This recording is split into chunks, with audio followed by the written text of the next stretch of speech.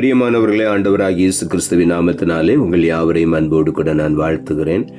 ஆண்டவர் கிருபையாய் நமக்கு கொடுத்த இந்த புதிய நாளுக்காக முதலாவது நாம் ஆண்டவருக்கு நன்றி சொல்லுவோம்.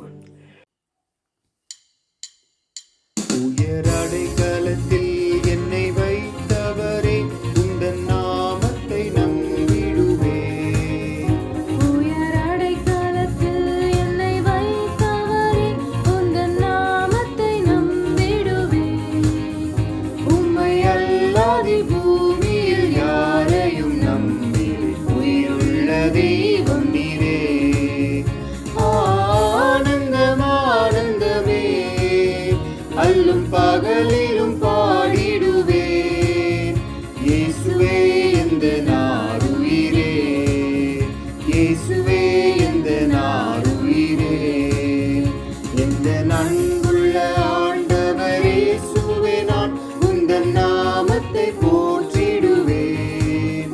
உம்மை போல் ஒரு தேவனை பூமியில் அறிந்திடு, உயிர் தந்த தெய்வம் நீரே.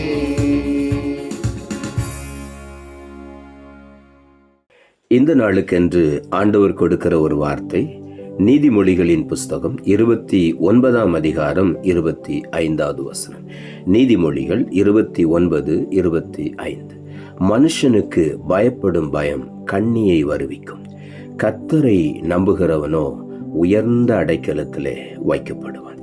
இந்த காலை வேளையில ஆண்டுடைய வார்த்தை சொல்லுகிறது, மனுஷனுக்கு பயப்படுகிறது நம்முடைய வாழ்க்கையில் அநேக கண்ணிகளை கொண்டு வரும். மனுஷனை நம்புவது வீண் என்று வேதம் சொல்லுகிறது. நாசியில் சுவாசமுள்ள மனுஷனை நம்புவதை விட்டு விடுங்கள் என்று ஆண்டுடைய வார்த்தை சொல்லுகிறார். ஆகவே மனுஷன் நமக்கு ஒன்றும் செய்ய முடியாது. ஆகவே நான் மனுஷனுக்கு பயப்படவே வேண்டாம், ஆண்டவரை மாத்திரம் நம்புவோம். கர்த்தரை நம்பும் பொழுது ஒரு நாளும் நாம் வெட்கப்பட்டு போக மாட்டோம். நம்மை உயர்ந்த அடைக்கலத்திலே ஆண்டவர் மேன்மைப்படுத்தி வைப்பார். ஆனால் மனுஷனுக்கு மாத்திரம் ஒரு நாளும் நாம் பயப்பட வேண்டாம். மனுஷனுக்கு பயப்படுகிற பயம் நமக்கு பல கண்ணிகளை கொண்டு வரும். ஆகவே இந்த காலை வேளையில கர்த்தரை நம்புவோம். உயர்ந்த அடைக்கலத்தில் ஆண்டவர் நம்மை மேன்மைப்படுத்தி வைப்பார். சங்கீதங்களின் புஸ்தகம் 19 அதிகாரம் 9 வசனம் சொல்லுகிறது, கர்த்தருக்கு பயப்படுகிற பயம் சுத்தமும் என்றைக்கும் நிலைக்கிறதுமாயிருக்கிறது என்று இங்கே ஆண்டவருடைய வார்த்தை சொல்லுகிறது. கர்த்தருக்கு பயப்படுகிற பயம் என்றால் வேதம் சொல்லுகிறது, தீமையை வெறுப்பதே கர்த்தருக்கு பயப்படுகிற பயம் என்று சொல்லி. ஆகவே நாம் தீய காரியங்களை வெறுக்கும் பொழுது நாம் ஆண்டவருக்கு பயப்படுகிறோம். அது மாத்திரமல்ல, ஆபிரகாமை பார்த்து ஆண்டவர் சொன்னார், இப்பொழுது நீ எனக்கு பயப்படுகிறவன் என்று அறிந்திருக்கிறேன் என்று. ஈசாக்கை பலி செலுத்துவதற்காக கத்தியை ஓங்கின பொழுது ஆண்டவர் சொன்னார், பிள்ளையாண்டான் மேல் கையை போடாதே, இப்பொழுது நீ தேவனுக்கு பயப்படுகிறவன் என்று நான் அறிந்து கொண்டேன் என்று சொன்னார். காரணம், முழுமையான ஒரு கீழ்ப்படிதல், அர்ப்பணிப்பு நிறைந்த ஒரு கீழ்ப்படிதல். எந்த கேள்வியும் கேட்காதபடி வயதான நாட்களிலே ஆண்டவர் கொடுத்த ஒரே மகனை மறுபடியும் பலியாய் கேட்கிறாரே என்று எந்தவித கேள்வியும் எழுப்பாதபடி அப்படியே ஆண்டவருடைய சொல்லுக்கு ஆபிரகாம் கீழ்ப்படிந்தான். ஆகவே தான் ஆண்டவர் சொன்னார், இப்பொழுது நீ கர்த்தருக்கு பயப்படுகிறவன் என்று நான் அறிந்து கொண்டேன் என்று ஆண்டவர் சொன்னார். அப்பொழுது ஆண்டவருக்கு பயப்படுகிற பயம் என்றால் முழுமையான அர்ப்பணிப்பு நிறைந்த ஒரு கீழ்ப்படிதல், அர்ப்பணிப்பு நிறைந்த ஒரு கீழ்ப்படிதல், எந்த கேள்வியும் கேட்காதபடி அப்படியே முழுமையுமாய் கீழ்ப்படுகிற ஒரு அனுபவம். ஆகவே இந்த காலை வேளையில அப்படி நாம் கீழ்ப்படியும் பொழுது ஒரு நாளும் நம்முடைய வாழ்க்கையில எந்த மனுஷ பயமும் நமக்கு நேராய் வராது, எந்த கண்ணியும் நமக்கு நேராய் வராது.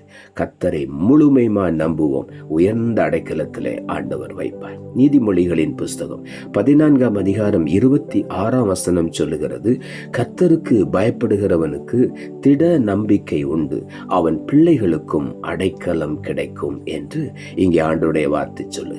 கர்த்தருக்கு பயப்படுகிற ஒரு மனிதனுடைய வாழ்க்கையில திட நம்பிக்கை உண்டு. ஒரு நாளும் அவன் வழுவி விட மாட்டான், ஒரு நாளும் அவன் தோல்வி அடைய மாட்டான். அவன் எப்பொழுதுமே முன்னேறி கொண்டே செல்வான், மேன்மை அடைந்து கொண்டே இருப்பான். ஆகவே ஆண்டவருடைய வார்த்தை சொல்லுகிறது, கர்த்தருக்கு பயப்படுகிறவனுக்கு ஒரு திட நம்பிக்கை உண்டு. அவன் பிள்ளைகளுக்கும் அடைக்கலம் கிடைக்கும் என்று. ஒரு மனிதன் கர்த்தருக்கு உண்மையாய் பயப்படும் பொழுது அவன் பிள்ளைகளுக்கும் அடைக்கலம் ஆண்டவர் கொடுக்கிறார். ஆகவே உள்ளத்தின் ஆழத்தில் இருந்த இந்த காலை வேளையில ஆண்டவருக்கு நாம் நன்றி சொல்லுவோம். சங்கீதங்களின் புஸ்தகம் 91:3 சொல்லுகிறது, அவர் உன்னை வேடனுடைய கண்ணிக்கும் பாழாக்கும் கொள்ளை நோக்கும் தப்புவிப்பார். இந்த காலை வேளையில் ஆண்டவருடைய வார்த்தை சொல்லுகிறது, ஆண்டவர் எல்லா கண்ணிகளுக்கும் நம்மை தப்புவிப்பார். வேடனுடைய கண்ணிகளுக்கு நம்மை தப்புவிப்பார். வேடன் என்று இங்கே குறிப்பிடுகிறது சத்துருவை குறிப்பிடுகிறார். அந்த சத்துருடைய திட்டங்களை தான் மனுஷன் நம்முடைய வாழ்க்கையிலே கொண்டு வந்து பயமுறுத்துவதற்கு அவன் திட்டமிடுவான். ஆனால் நாம் அதுக்கு பயப்படவே வேண்டாம். கர்த்தரை முழுமையுமாய் நம்புவோம். ஆண்டவர் சொல்லுகிறார், உன்னை வேடனுடைய கண்ணிக்கும் பாழாக்கும் கொள்ளை நோய்க்கும் தப்புவிப்பார். இந்த காலை வேளையில ஆண்டவர் நம்மை தப்புவித்து மேன்மையாய் உயர்த்துவார். அவரை நம்பும் பொழுது அவர் வேடனுடைய கண்ணிக்கும் பாழாக்கும் கொள்ளை நோக்கும் இந்த காலை வேளையில நம்மை தப்புவித்து நம்மை மேன்மைப்படுத்துவார்.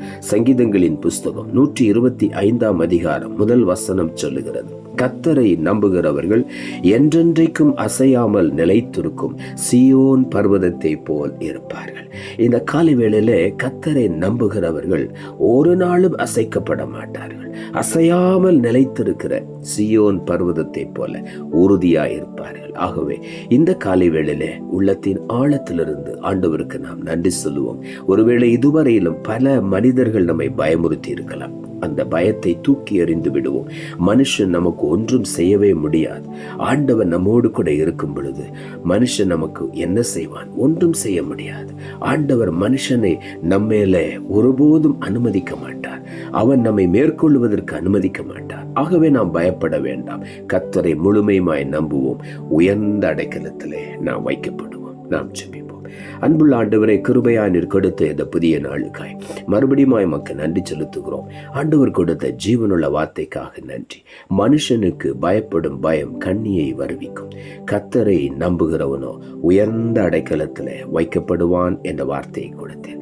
வசனத்தை கேட்டுக்கொண்டிருக்கிற ஒவ்வொருடைய வாழ்க்கையிலும் எத்தனையோ மனுஷனை நம்பி ஏமாந்து போய்விட்டார்கள். மனுஷனுக்கு பயந்து தேவனுடைய ஆசீர்வாதத்தை பெற்றுக்கொள்ள முடியாமல் போய்விட்டார்கள். இந்த காலை வேளையில முழுமையுமாய் கர்த்தரை நம்பி மேன்மையான உயர்ந்த அடைக்கலத்துல மேன்மை அடைய ஒவ்வொருவருக்கு நீர் உதவி செய்யும். ஒவ்வொருவரும் உயர்ந்த அடைக்கலத்திலே உட்கார வைப்பீராக. அப்படி நீ செய்ய போகிறபடினாலும் உமக்கு நன்றி. சிறியவனை புழுதியிலிருந்து எடுத்து எளியவனை குப்பையிலிருந்து உயர்த்தி பிரபுக்களோடும் அதிபதிகளோடு உட்கார வைத்து அழகு பார்க்கிற தேவன் இந்த காலை வேளையில கர்த்தரை நம்புகிற ஒவ்வொருவரையும் உயர்ந்த அடைக்கலத்திலே மேன்மைப்படுத்தி ஆசீர்வதிப்பீராக. நீர் அப்படி செய்ய போகிறபடியினால் உமக்கு நன்றி. தாழ்த்துகிறோம். இரட்சகர் இயேசுவின் நாமத்தில் ஜெபிக்கிறோம் நல்ல பிதாவே, ஆமென்.